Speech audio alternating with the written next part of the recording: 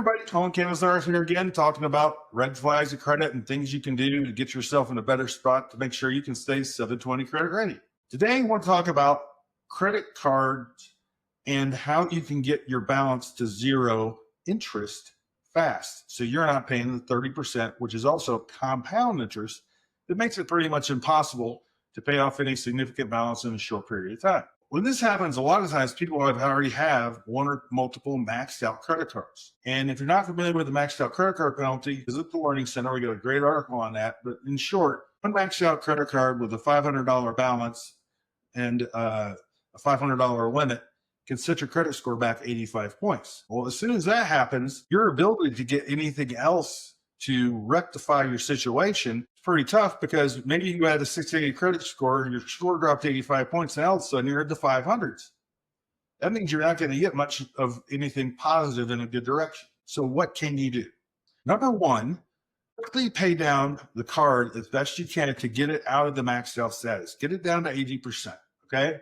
This is going to take part of that penalty away so that you can get back to, say, the mid 600s, all right? What's the next step? Let's say you have a total of $5,000 in credit card balances, okay? That seems like a lot, especially when you look at the calculator of how long it's going to take to pay it off, just paying the minimums. It takes years, even with $5,000, okay? What can you do?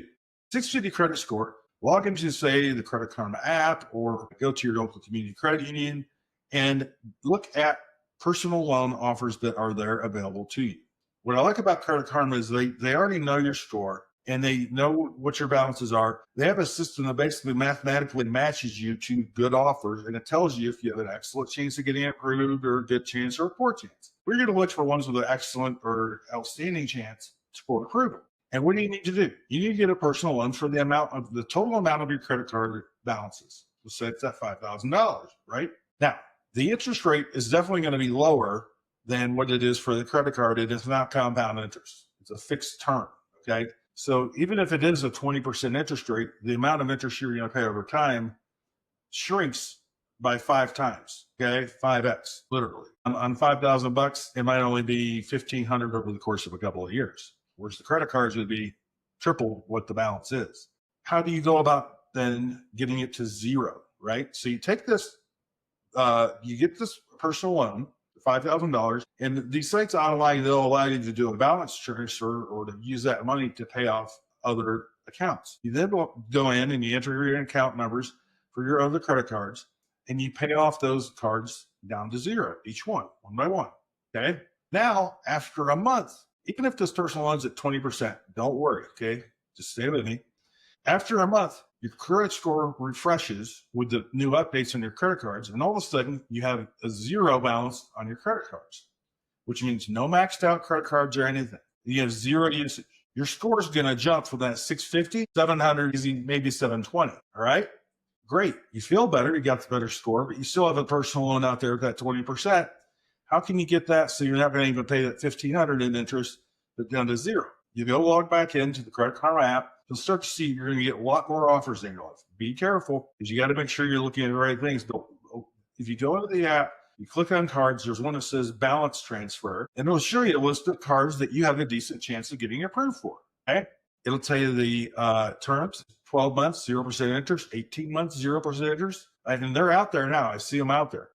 Go ahead and now apply for one of those cards for that amount of that personal loan. If you get the $5,000, you then use that transfer to pay off that personal loan.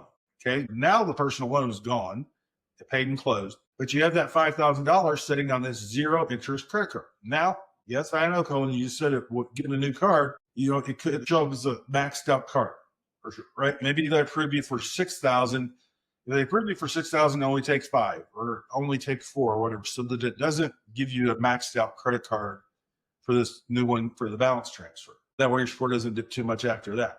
All right. But now you can easily have a plan. If before you were paying $100 a month on the credit card as a minimum payment, now that's going to be chipping away at principal the entire time. And if you can make more of a payment on that, $300 a month, you'll pretty much have that thing paid off completely to zero over the course of the year.